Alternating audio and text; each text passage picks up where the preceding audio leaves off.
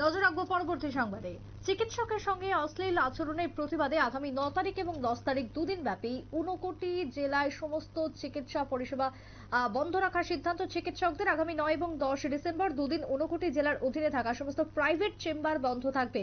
কর্তব্যরত চিকিৎসকরা এমনটাই জানাচ্ছেন। এই প্রসঙ্গে নিউজ ভ্যানগার্ডকে ঠিক কি জানিয়েছেন ডক্টর রোহন পাল, বিশিষ্ট চিকিৎসক। শুনুন।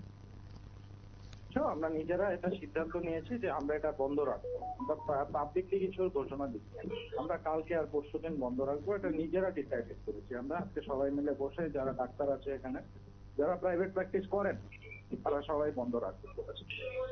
আমাদের দাবিটা হচ্ছে গিয়ে যে নন বেলেবল অফেন্সেও একজন গ্রেপ্তার যে হয়েছে, তারপরেও উনি সেই দিনই বেল পেয়ে গেছেন।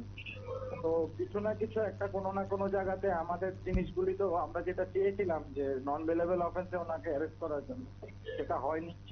আর মেইন কথা হচ্ছে কি, আমাদের এখন যেই মন মেজাজ, যে এতটা জিনিস করার পরেও আমাদের উপরে এমন ভাবে নিগ্রহ হয়, তো প্রাইভেট প্র্যাকটিস করার আর মন মেজাজ নেই কয়েকদিন কারো, তো তাই সেজন্য এখন বন্ধ রাখছে।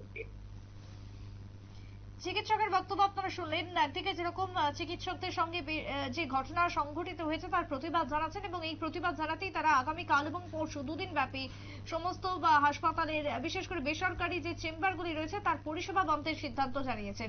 টেলিফোন লাইনে রয়েছেন প্রতিনিধি অয়ন মজুমদার। অয়ন, এই মুহূর্তে দাঁড়িয়ে কেন এই সিদ্ধান্ত, ঠিক কি হয়েছিল ঘটনা, যদি বিবরণ দাও।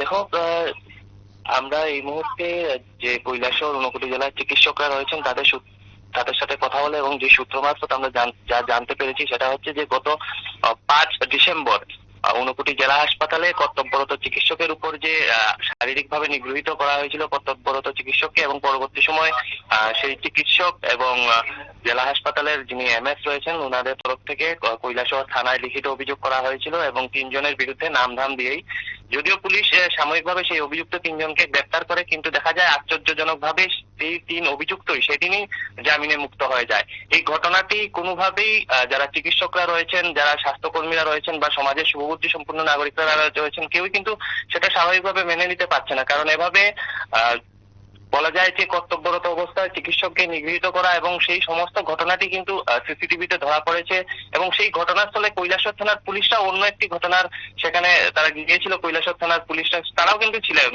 বলা যায় যে সকলের সামনে এই ঘটনাটি ঘটে, তারপরও সেই মূল 3 অভিযুক্ত জামিনে বের হয়ে যায় এবং যার পরিপ্রেক্ষিতেই যারা 59 জেলার যারা চিকিৎসকরা রয়েছেন, বলা যায় একটি প্রতীকী আন্দোলন, তারা যে আগামী দুদিন অর্থাৎ 9 ও 10 তারিখ তারা কোনো ধরনের প্রাইভেট চেম্বার করবেন না। যদিও সরকারি যে জেলা হাসপাতাল রয়েছে বা মহকুমা হাসপাতাল বা অন্যান্য স্বাস্থ্য প্রতিষ্ঠানের যে স্বাভাবিক পরিষেবা সেটা তারা চালু রাখবেন বলে আমাদের কাছে জানিয়েছে।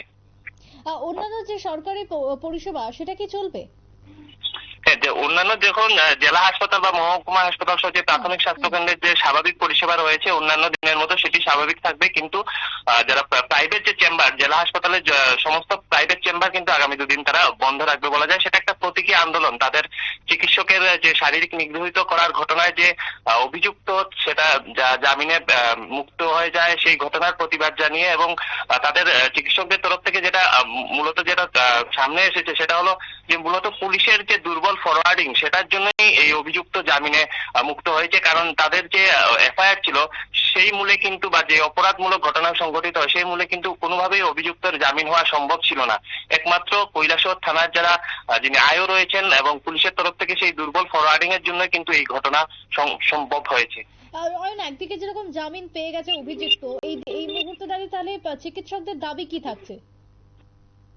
তাদের প্রথম থেকেই যেটা দাবি ছিল যে এই ঘটনায় যে 3 অভিযুক্ত জড়িত রয়েছে তাদের যেন সঠিক শাস্তি হয়, তাদের যে অপরাধ সেই অপরাধ মূলে যেন তাদের সঠিক শাস্তি হয়। কারণ সমস্ত ঘটনায় কিন্তু প্রমাণ রয়েছে, যেটা সিসিটিভির ফুটেজ রয়েছে, পাশাপাশি সেই যে ঘটনার সম্মুখে কিন্তু কৈলাসহর থানার পুলিশ নিজেরাই ছিল। তারা অন্য একটি দুর্ঘটনার রুগী নিয়ে তারা সেখানে গিয়েছিল সেটা তদন্ত করতে, সেই পুলিশের সামনেই কিন্তু এ ধরনের ঘটনা সংঘটিত হয় এবং বলা যায় পুলিশ সেই ঘটনা প্রতিহত করতে পারেনি এবং তাদের সামনেই কিন্তু সেই ঘটনাটাই সংঘটিত হয়। তাই সেখানে নতুন করে তথ্য প্রমাণের কিন্তু বিশেষ করে কোনো প্রয়োজন ছিল না। তার পরবর্তীতেও কিন্তু এই অভিযুক্তের জামিন পাওয়াকে কোনোভাবেই স্বাভাবিকভাবে মেনে নিতে পারছে না কেউ। তাদের যদি এই প্রতীকী আন্দোলনের পরও তাদের দাবি পূরণ না হয় তারপরে কি করবেন চিকিৎসকরা? দেখো, তাদের যে আন্দোলন বলা যায় না, যেটা তাদের যে প্রতিবাদ, সেটা প্রতীকী প্রতিবাদ হলো, তারা কিন্তু পরবর্তী সময় কি সিদ্ধান্ত নেবে তারা কিন্তু আগেই বলে দিয়েছিল। যেদিন ঘটনাটি সংঘটিত হয় 5 তারিখ, 6 তারিখেই কিন্তু তারা সেখানে জেলা হাসপাতালে তারা নিজেদের মধ্যে আলোচনা করেন এবং কৈলাসহর থানায় যখন এফআইআর করতে আসে তার পরবর্তী সময় সাংবাদিকদের মুখোমুখি হয়ে কিন্তু তারা ওই দিনই তারা জানান দিয়েছিল যে এই ঘটনা যদি সুষ্ঠু তদন্ত না হয় তারা কিন্তু পরবর্তী সময় তারা বৃহত্তর আন্দোলন তারা গ্রহণ করবে। যদিও পুলিশ পরবর্তী সময় 6 তারিখ ঘটনার পরদিন 3 অভিযুক্তকে গ্রেপ্তার করায় কিন্তু স্বাভাবিকভাবেই মানুষ কিছুটা সন্তুষ্ট হয়েছিল, কারণ যে অভিযুক্তদের পুলিশ গ্রেপ্তার করেছে, কিন্তু পরবর্তী সময় পুলিশের যে পরবর্তী পদক্ষেপ তাতে কিন্তু কেউ সন্তুষ্ট হতে পারেনি। তাই এই দুদিনের পরে যদি ঘটনার সঠিক তদন্ত করে পুলিশ প্রয়োজনীয় ব্যবস্থা গ্রহণ না করে তাহলে কিন্তু আগামী দিনে চিকিৎসা পরিষেবার ক্ষেত্রে কিন্তু তারা অন্য সিদ্ধান্ত নিতে পারে বলে ধারণা করা হচ্ছে। একেবারে তাই। ধন্যবাদ তোমায় অয়ন। এই মুহূর্তে দাঁড়িয়ে যে ছবি তাতে করে ঊনকোটির কৈলাসহরে যেখানে ইতিমধ্যেই চিকিৎসককে অশ্লীল আচরণ করা হয় চিকিৎসকের সাথে, তার পরিপ্রেক্ষিতে অভিযোগ দায়ের করার পর অভিযুক্ত ধরা পড়লেও তাকে জামিন দিয়ে দেওয়া হয় এবং এই ঘটনার প্রতিবাদ জানাতেই চিকিৎসকরা এবার সমস্ত বেসরকারি ভাবে যে রোগী দেখা সেটাকে বন্ধ রাখবেন আগামীকাল এবং পরশু দুদিন ব্যাপী। তবে যদি না তাদের দাবি পূরণ করা হয়, যদি না অভিযুক্তের যথোপযুক্ত শাস্তি প্রদান করা না হয়, ততদিন পর্যন্ত তারা এই আন্দোলন বা এই ধরনের তারা তাদের দাবিতে অনড় থাকবে, এমনটাই কিন্তু চিকিৎসকরা জানাচ্ছেন। তবে আগামী দিনে কি হয়, তাদের চিকিৎসকের স্ট্যান্ড পয়েন্ট কি থাকবে 10 তারিখের পর, সেটাই লক্ষণীয়। ছোট্ট বিরতির পর ফিরবো, সঙ্গে থাকুন।